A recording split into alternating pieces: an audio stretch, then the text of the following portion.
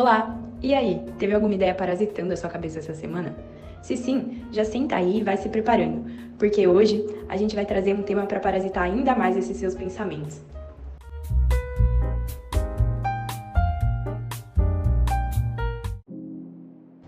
Muito boa tarde, queridas e queridas ouvintes. Estamos aqui hoje para mais um Parasipod, em que eu, doutora Isabela, entrevisto um nome de destaque dentro da nossa ciência brasileira atual. E hoje, em especial, a nossa entrevistada é a doutora Isabel Favaretto. Ela que é formada em Medicina pela Faculdade de Medicina de Jundiaí e é pós-graduada no Instituto Emílio Ribas em Infectologia e hoje atua com especialização em doenças negligenciadas.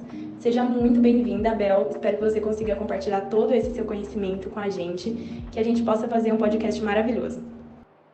Boa tarde, Isabela. Agradeço por me receberem em seu podcast e fico muito feliz de poder contribuir. Bom, Bel, agora que você já está devidamente apresentada, a gente pode começar já a trabalhar o nosso tema, que eu escolhi com muito carinho hoje, pensando justamente na sua especialização, em todo o conhecimento que você já tem aqui nessa área. E eu gostaria que a gente conversasse um pouco sobre o desenvolvimento de vacinas para parasitoses emergentes e negligenciadas hoje em dia, que a gente sabe, né, que são muitas hoje, principalmente aqui no Brasil. E bom, para começar, para não começar do zero, gostaria que você explicasse o que são essas parasitoses que hoje estão sendo negligenciadas, o que seria exatamente uma parasitose emergente. Explica aí pra gente, Bel. Mas é claro, essas parasitoses constituem um grupo de doenças com 4 características em comum. Primeiramente, elas ocorrem em populações pobres e desassistidas e são concentradas nestes grupos populacionais com a maior carga de doença, contribuindo para o agravamento da situação de pobreza. Aí a gente tem o segundo ponto, que é que essas doenças afetam populações com pouca visibilidade, então vai ter uma pequena capacidade de vocalização e poder político. Outra característica que é importante a gente citar desse grupo de doenças é que a maioria delas não se dissemina amplamente. E por fim, eu também vou ressaltar que muitas delas causam estigma e discriminação aos afetados e contribuem para agravar o quadro de pobreza que essa população já possui.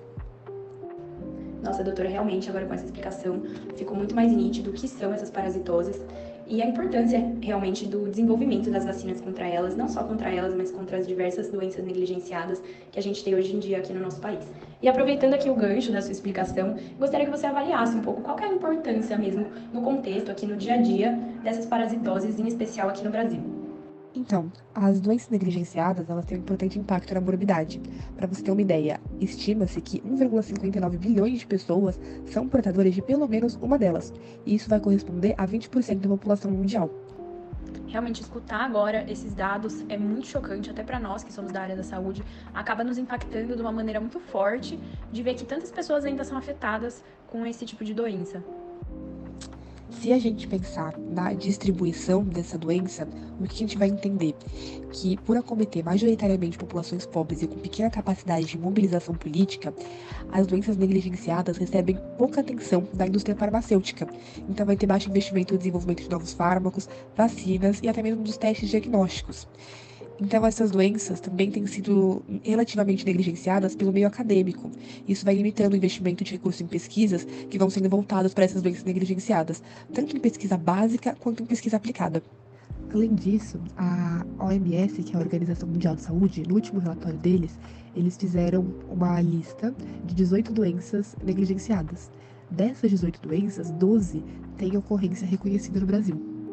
Algumas delas chegam até a ter registro de ocorrência focal no país, como é o caso das parasitoses, oncocercose, filariose linfática e datiose, além de outras que apresentam disseminação mais ampla, como as eumintíases transmitidas pelo solo, teníase cercose, doença de Chagas, esquistossomose e até a leishmaniose. É de extrema importância fazer exatamente isso que a doutora acabou de fazer, de citar os nomes dessas parasitoses, trazer de uma maneira mais prática e mais palpável para a população sobre quais seriam essas doenças que estão sendo negligenciadas. E dentre todas essas que acabaram sendo citadas, teria alguma em especial, Bel, que você gostaria de ressaltar, que tem uma importância maior hoje em dia? Quais seriam as principais?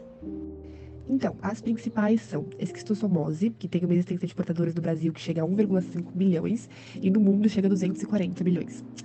A gente tem a doença de Chagas também, com mais de 2 milhões de doentes no Brasil e 7 milhões no mundo, sendo que ela é endêmica em 21 países. Também vai ter a leishmaniose visceral, que vai ter de 60 a 90 mil casos anuais no país e 1 milhão de casos no mundo. E para além de citar quais são essas parasitoses, eu gostaria de perguntar também como que elas se distribuem, cada uma delas, aqui no nosso território brasileiro. Bom, falando um pouco mais assim sobre a esquistossomose. No Brasil, ela vai ser considerada endêmica em grande parte da região Nordeste e também no estado de Minas Gerais, e com uma ocorrência focal em quase todos os demais estados do Brasil. Agora falando um pouquinho mais da doença de Chagas. Quando foi 2006, o Brasil obteve a certificação pela Organização Pan-Americana da Saúde da interrupção da transmissão vetorial domiciliar da doença de Chagas, pela principal espécie de vetor domiciliado no país, que era o Triatoma infestans. Nem deu tempo de comemorar esse importante feito, porque o país reconheceu a ocorrência de casos agudos da doença por transmissão alimentar, especialmente ali na região amazônica, em que a transmissão se dá pelo consumo de açaí contaminado com o parasito. Entre 2007 e 2019, você tem um número de mais de 3 mil casos agudos de doença de Chagas que foram notificados no país, e 95% deles eram aonde? Eram na região norte do nosso país. Quanto à leishmaniose visceral, o Brasil é um país de transmissão endêmica e é classificado como um país de alta carga de doença, e essa transmissão ocorre em 23 estados. Então, a gente pode falar aqui de uma ampla distribuição geográfica. A área de transmissão de leishmaniose no Brasil vem se expandindo nas últimas 3 décadas, faz 30 anos que essa área está se expandindo. Das áreas endêmicas tradicionais, localizadas na zona rural de alguns estados do Nordeste, a leishmaniose visceral urbanizou-se e avançou na direção sul e oeste, atingindo então uma grande parte do território nacional, bem como alguns países próximos aqui na América do Sul.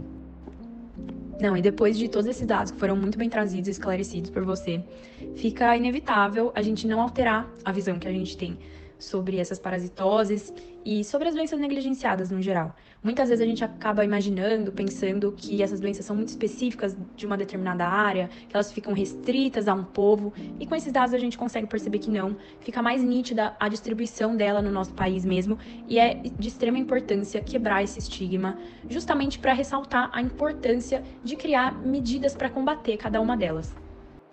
Mas também, como foi trazido pela doutora e como fica gritante essa informação por meio dos dados, a incidência dessas doenças ainda é bem alta. E eu gostaria de entender quais são os fatores que contribuem para manter mesmo essa incidência alta. Então, a situação epidemiológica de cada uma dessas 3 doenças no país é diferente. O controle vetorial e a triagem de doadores de sangue e órgãos foi muito efetivo na interrupção das principais formas de transmissão do Trypanosoma cruzi aqui no Brasil. Entretanto, controlar a transmissão alimentar vem se revelando um grande desafio. A prevalência, a morbidade e a mortalidade reduziram muito desde a implantação do Programa de Controle da Esquistossomose na década de 1970. Mais de 15 milhões de brasileiros foram tratados. Porém, a precariedade do saneamento básico, a coleta de esgoto sanitário, o seu tratamento e a destinação final propiciam as condições necessárias para a gente ter uma manutenção desse ciclo de transmissão da esquistossomose. Então, assim, me lembrei aqui de um dado bem relevante. Em um inquérito de prevalência de abrangência nacional da esquistossomose, pegaram uma amostra aleatória de mais de 197 mil escolas com estudantes entre 7 e 17 anos de idade. Esse inquérito foi realizado ali entre 2010 e 2015, e a gente observou uma prevalência de 0,99%. Essa prevalência média de quase 1% entre as escolas brasileiras esconde bolsões de hiperendemicidade, não só capazes de manter a transmissão, como também de gerar mais casos graves. Em relação à leishmaniose, apesar de não ter sido observado um aumento significativo no número de casos, a expansão geográfica da área de transmissão, saindo do ambiente rural e migrando para uma zona urbana, principalmente devido à globalização e o aumento dos fluxos migratórios, permite caracterizar a leishmaniose visceral como uma doença reemergente. Escutar todas essas informações que estão sendo trazidas, apesar de ser muito esclarecedor, é muito triste pensar que a saúde ainda está sendo comprometida por questões de saneamento, questões que hoje nas grandes cidades já não são debatidas, já são questões básicas mesmo, e perceber que essas coisas que são tão básicas ainda não estão presentes na vida de muita gente no nosso país. E como bem dito pela senhora, acaba por propagar essas doenças e manter a incidência delas altas. Mas, como os nossos ouvintes já sabem, nosso podcast não traz só notícia ruim. A gente já comentou de vários pontos negativos relacionados a essas doenças, mas, como tudo, tem também os pontos positivos, pontos que a gente tem que melhorar. Então, eu gostaria de entender melhor como que a gente pode se proteger, quais são as medidas profiláticas contra essas doenças que foram citadas. Bom, então, em relação à profilaxia, eu costumo dizer que o saneamento básico e a educação sanitária da população já são ótimas formas de prevenir contra a maioria das doenças. Quanto à doença de Chagas, eu vou acrescentar aqui a importância de dar atenção à transmissão alimentar. Portanto, temos que tomar cuidado ao consumir açaí natural, cuja procedência é desconhecida, pois esse alimento pode conter o vetor da doença, ou as suas fezes estar contaminado. Já em relação à leishmaniose, a proteção individual contra ambientes silvestres, uso de repelente, por exemplo, é uma excelente profilaxia para evitar a picada do mosquito, que é o vetor dessa doença, né? Olha, deixa eu só te interromper aqui rapidinho pra falar. Gente, vocês estão escutando isso que ela tá falando, né? É sempre muito mais fácil prevenir do que remediar. Não adianta, a chave para as doenças no futuro estão na prevenção, e a gente tá ouvindo, tá tendo a oportunidade de ter esse contato aqui vindo de uma médica especialista, infectologista, e não tem segredo. Cada vez, a cada episódio, a gente percebe que o segredo das doenças realmente tá em se proteger, em evitar essa infecção. A gente pode comentar também de uma coisa mais agitada, que acredito que seja do interesse de quem está escutando, que são as polêmicas que envolvem esse tema. É inevitável não comentar delas. É um tema que envolve muito interesse político, muito dinheiro por trás.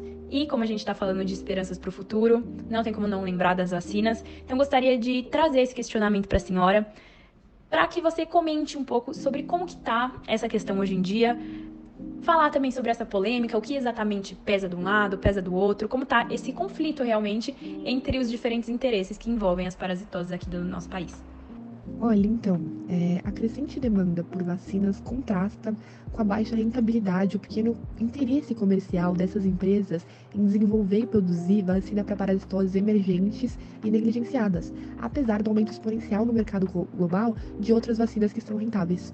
As políticas nacionais bem-sucedidas de inovação, de desenvolvimento tecnológico e produção de vacinas exigem uma compreensão adequada dos cenários globais científicos, tecnológicos e de mercado nos quais elas estão incluídas.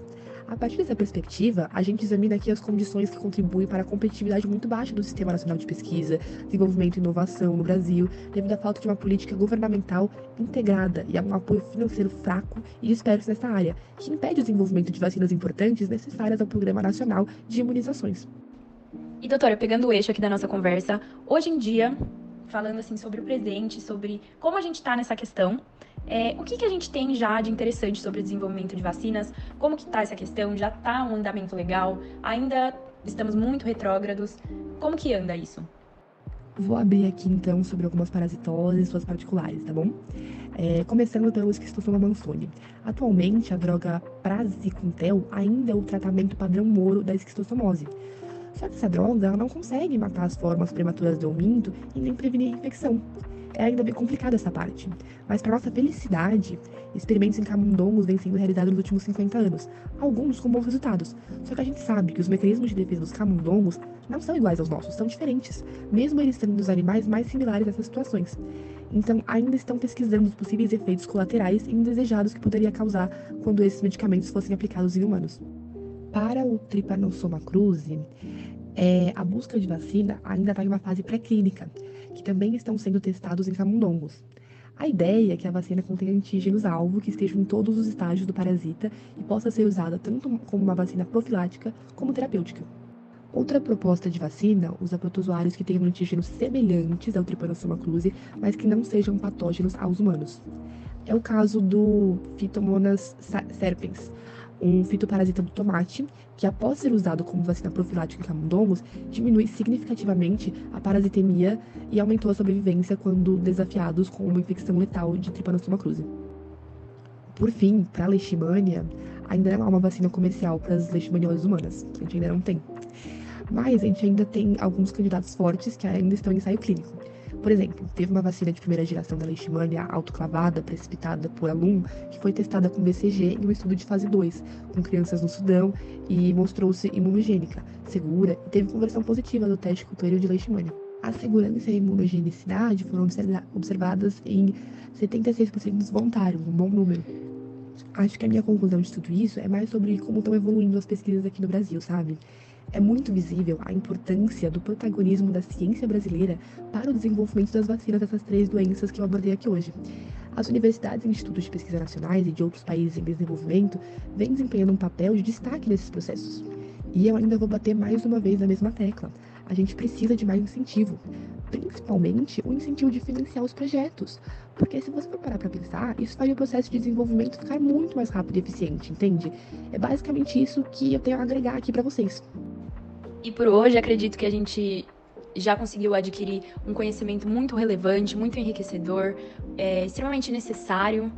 E eu agradeço muito a você, doutora Isabel. Espero que a gente tenha outras oportunidades de se reunir, que você consiga vir para cá mais vezes, trazer esses dados. E em nome de toda a organização do podcast, hoje eu gostaria de agradecer e deixar aqui o convite para as próximas. Muito obrigada, Bel, e até a próxima.